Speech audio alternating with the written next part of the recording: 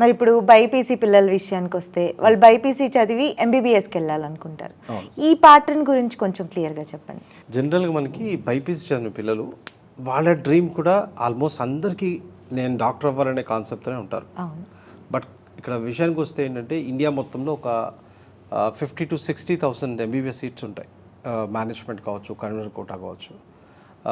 వేరస్ ఆ ఎగ్జామ్ రాసేదేమో ఈ సంవత్సరం రాసింది 22 లక్షల మంది. ఈ సంవత్సరం పేపర్ చాలా టఫ్గా వచ్చింది. జనరల్గా అయితే ఎవరైతే 500 పైన మార్క్స్ గెయిన్ చేస్తారో వీళ్ళకి ఫ్రీ సీట్ వస్తుంది అన్నమాట, కౌన్సిలింగ్ సీట్ వస్తుంది.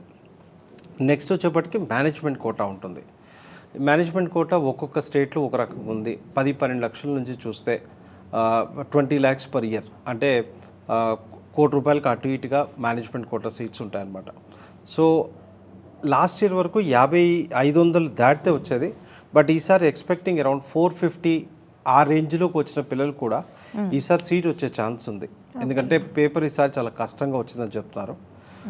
అదేవిధంగా మేనేజ్మెంట్ ఎవరైతే డబ్బులు ఎఫర్ట్ చేయగలరో ₹1,00,00,000 అటు ఇటుగా వాళ్ళు మేనేజ్మెంట్ వైపు వెళ్తుంటారు అనమాట. సార్ ఇప్పుడు 500 పైన మార్కులు రాలేదు, ఇప్పుడు మేనేజ్మెంట్ కోటాలో డబ్బులు కట్టలేరు, మరి ఈ పిల్లల పరిస్థితి ఏంటంటారు? జనరల్గా మనం చూస్తే దాదాపుగా ఒక 20 to 25 కంట్రీస్కి మన పిల్లలు గత 20-25 years నుంచి వెళ్తూనే ఉన్నారు. అంటే కొన్ని స్టేట్స్లో కొన్ని కంట్రీస్లో ఏంటంటే మనతో కంపేర్ చేసుకున్నప్పుడు వాళ్ళ యొక్క ఫీ స్ట్రక్చర్స్ చాలా తక్కువ ఉంటాయి. రైట్, ఇటు రష్యన్ కంట్రీస్ అవ్వచ్చు, Ukraine, Russia, Kyrgyzstan, Kazakhstan, Azerbaijan, లేకపోతే ఇటు నార్త్ అమెరికన్ కంట్రీస్, రైట్, ఇటు వియత్నాం, ఇటువంటి కంట్రీస్ దాదాపు ఒక 25 to 30 కంట్రీస్ ఉంటాయి. సో పిల్లలు ఇక్కడ ఎవరైతే ₹1,00,00,000 వరకు ఎఫర్ట్ చేయలేరో, సో అక్కడికి వెళ్ళినప్పుడు ఏంటంటే వాళ్ళకి అరౌండ్ 20 to 30 lakhs బడ్జెట్లో కాలేజ్ దొరుకుతుంటాయి.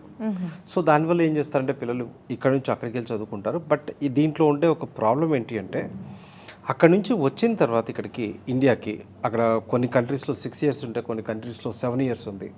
సో అది కంప్లీట్ చేసుకొని వెనక్కి వచ్చిన తర్వాత నెక్స్ట్ ఎగ్జామ్ అని ఉంటుంది. ఆ నెక్స్ట్ ఎగ్జామ్ అనేది క్లియర్ చేయాలి.